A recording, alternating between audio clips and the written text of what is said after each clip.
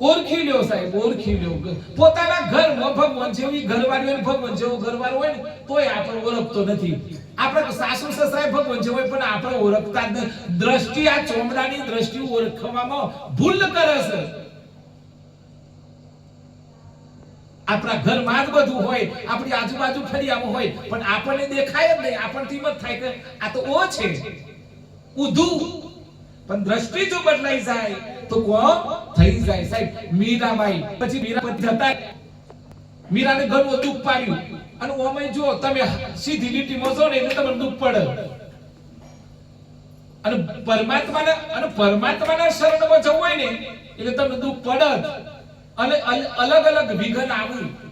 જેને ખોટું કરવી ને તો દુઃખ આવે જ નહીં, પણ પછી ભોગવવું પડે.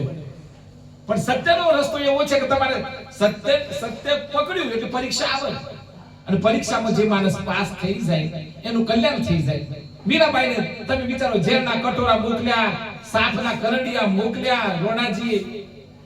હે મીરાબાઈ જયમલ રાઠોડની દીકરી રે. અમે આવું ગાતા નો નાતા ત્યારે પછી મેં કીધું આ શું હશે, પણ આમ ખબર પડે કે મીરાબાઈ રાઠોડ કોની દીકરી હતી. હે મીરાબાઈ ગયા જન્મમાં ગોપી હતી, બીજા જન્મમાં મીરો થઈ. અને જ્યારે કૃષ્ણ અવતારમાં એમ કહે છે કે બધા રાસ કનૈયો નો હતો અને બધા રાસ લીધો, ત્યાં મીરો ઘેરથી જલ્દી આવ્યો નહીં. મીરાબાઈ ઘરે આમ જલ્દી રાસ રમવા ના આવ્યો કોઈ કારણસર. કનૈયો કીધું કે આજે આ ગોપી નથી આવી, એ બીજા જન્મમાં આ મીરાબાઈ આવ્યો. તમારો બધાનો બીજો જન્મ થવાનો જ છે, પણ હવો થવાનો તમારે નક્કી કરવાનું છે. ભજન નહીં કર્યું, ખાખા કર્યું હોય તો પછી ખોડ મેલી લોકો, બીજું શું? હે તમે કોઈનો હકડો હાવ હાવ હાવ હાવ કર્યો તો પછી મોય આવી જાય. હે અવતાર તો તમારા અવતાર લેવું ને તમને ખબર જ છે. મને તો ખબર જ પડી જશે કે આપણે શું અવતાર થવાનો. પણ તમારો તમને ખબર હશે, જો તમે ભજન કર્યું હશે, દયા ધર્મ કર્યો હશે, જમા કરાયું હશે તો 100% તમારું મનુષ્યનું જીવન મળશે. ઘણો તો બે મનુષ્ય બન્યો પણ મનુષ્ય જેવા બન્યા નહીં, મનુષ્ય જેવા ના બન્યા સાહેબ.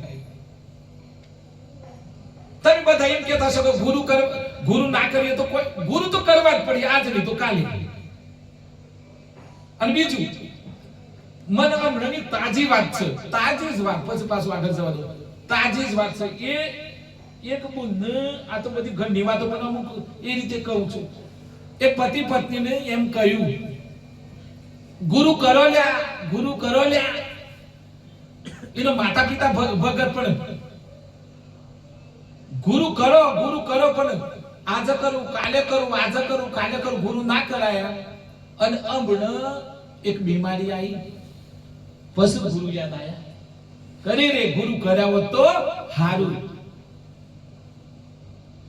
ગુરુ કરવાથી શું થાય? તમે જ્યારે જે દિવસે ગુરુ કરો એ દિવસે તમારા બધા જ જેટલા જન્મ થાય બધો પાપ માફ થઈ જાય, બધો જ પાપ માફ થઈ જાય.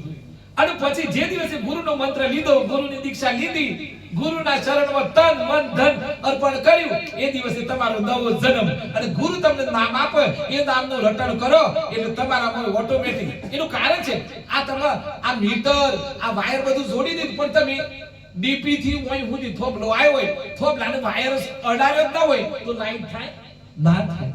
એમ ગુરુ તમે કરો, ગુરુ કોની જોડે જોઈન્ટ હોય? પરમાત્મા જોડે હોય. પરમાત્મા જોડે ગુરુ હોય અને પછી સીધું તમે શેડ આપો એટલે તમારે લાઈટ થાય જ. અનુભવ છે.